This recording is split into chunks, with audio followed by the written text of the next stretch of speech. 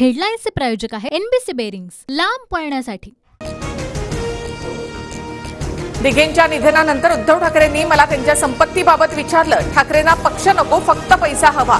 मुख्यमंत्री शिंदेंचा ठाकरेंवर हल्लाबोल।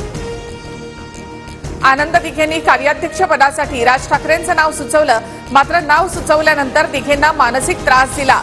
मुख्यमंत्री शिंदेंचा नाव न घेता उद्धव ठाकरे यांच्यावर आरोप। आनंद दिघेंकडून पद काढून घेण्याचा डाव होता। मुख्यमंत्री शिंदेंचा नाव न घेता उद्धव ठाकरेंवर गंभीर आरोप। अजित पवार गटाचा पदाधिकारी चौक सभेमध्ये मडकं फोडत असल्याचा रोहित पवारांचा दावा। मडकं कधी फोडलं जातं हे तुम्हाला माहिती नाही का? सांगता सभेमध्ये व्हिडिओ दाखवत रोहित पवारांचा संतप्त सवाल।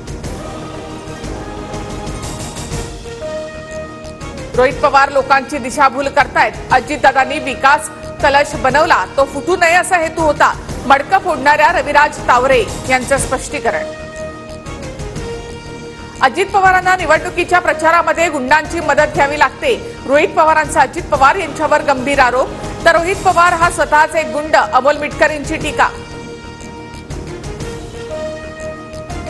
नाशिकमध्ये 800 कोटी रुपयांचा भूसंपादन घोटाळा। 800 कोटी रुपयांची खैरात बिल्डरांना देण्यात आली।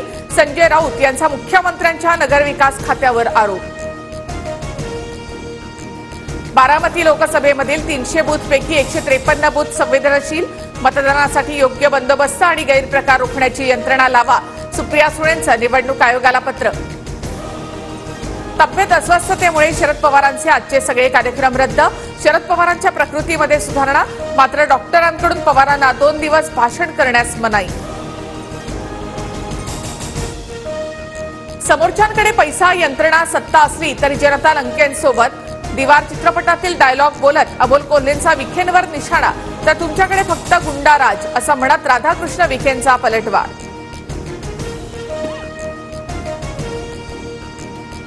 झारखंडमध्ये ईडीची मोठी कारवाई। अर्धा डझन ठिकाणी छापेमारी। निलंबित मुख्य अभियंता वीरेंद्र राम आणि त्यांच्या निकटवर्तीयांच्या ठिकाणांवर छापेमारी। मोठ्या प्रमाणात रोकड जप्त।